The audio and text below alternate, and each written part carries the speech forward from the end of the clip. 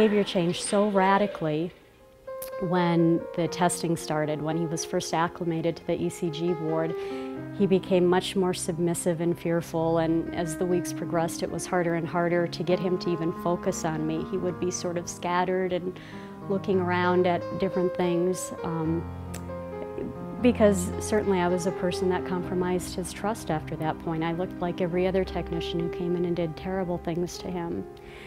But when I see him, it is striking to me how profound this relationship was with this little guy. And while there were so many animals that I wish I could have gotten out,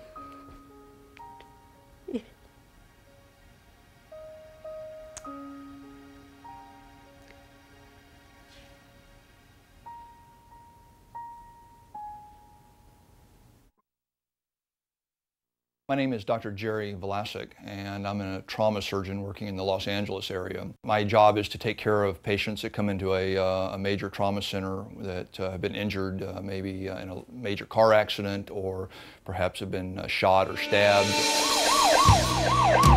As a physician practicing on the front lines in the trauma centers of Los Angeles, I can tell you that I see a lot of suffering every day.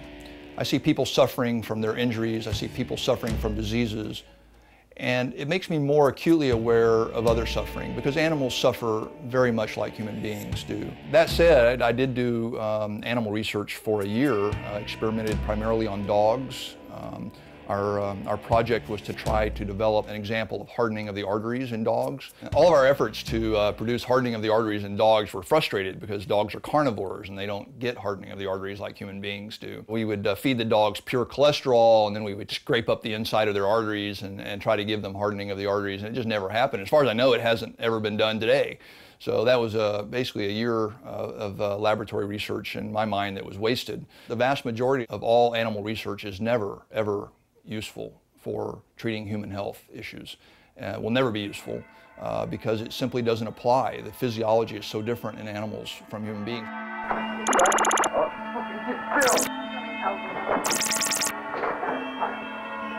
haven't got the patience today, I really haven't. Now settle down. I'll shut up. I shouldn't sit back too far, he's pissed everywhere. We always used to joke about the fact that, what are we doing with these animal studies? I mean, why are we studying animals? I mean, this doesn't tell us anything about what's going on with human beings. So there was always kind of a feeling that anyone that was doing an animal study was really sort of not really making a contribution. It was a way of maybe making a living, but it really wasn't something that we would use. I mean, I would never take a study that was done on animals and use that information to treat a patient. No matter how many rats and mice and rabbits and dogs and non-human primates a drug is given to, ultimately it's given to that first human being. And we know that we can't really extrapolate the results from non-human animals into human animals, so whoever the first human is that takes that drug really is a human guinea pig. I don't know any doctor that ever used, any practicing doctor that ever used information that came out of an animal study to do anything, or would use that to justify anything that he did with a patient.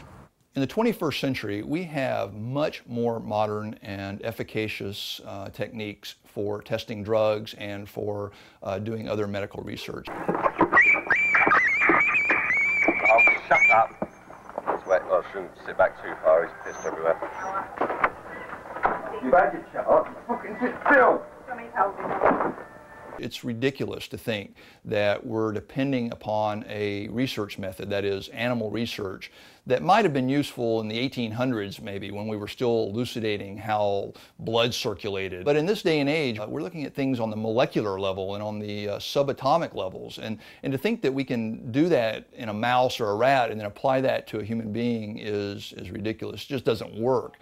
Major research facilities like City of Hope and Cedars-Sinai and UCLA are considered the center of medical research because of a massive public relations campaign and massive amounts of money that are pumped into these hospitals and medical centers by pharmaceutical companies and with research grants.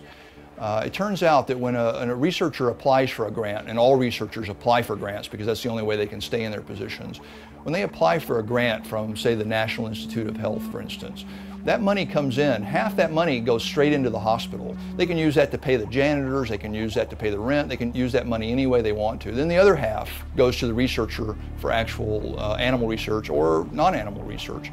But unfortunately, the National Institutes of Health and other research funding organizations tend to lean towards giving more money for animal research because it produces more data and they get more publications.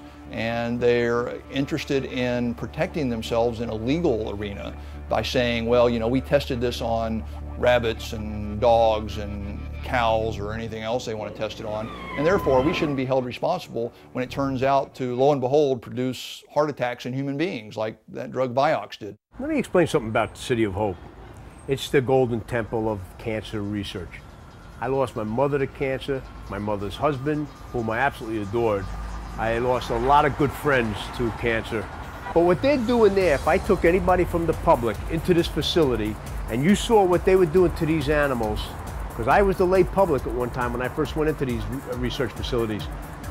If you looked at it, there is no way in your mind you could justify that and call it science. It's not science, it's insanity. Ruthless, I think, is the word. When I interviewed Bill Maher for the TV show Celebrity Justice, I learned he was a free thinker who doesn't have any fear of making controversial remarks. So he takes on issues that other people in the media are afraid to take on. And he has taken on this issue of experimentation going on at Columbia University that he says is a perfect example of unnecessary and hideously cruel animal experimentation. Some of these experiments are having to do with finding out, you know, how bad nicotine is for you. You know, like we need to do that. I think beagles are a common choice for animal testing because beagles are generally friendly, they're a small breed, they don't take up a lot of room, and it's really unfortunate because if you think of all the breeds of dogs, who would rather be out running around in the sunshine and sniffing grass and trees and playing than a beagle? We had bought some ads on K-Rock and, you know, 3 or 4 companies, pharmaceutical companies, had called them and said, these people are terrorists, you have to pull the ads.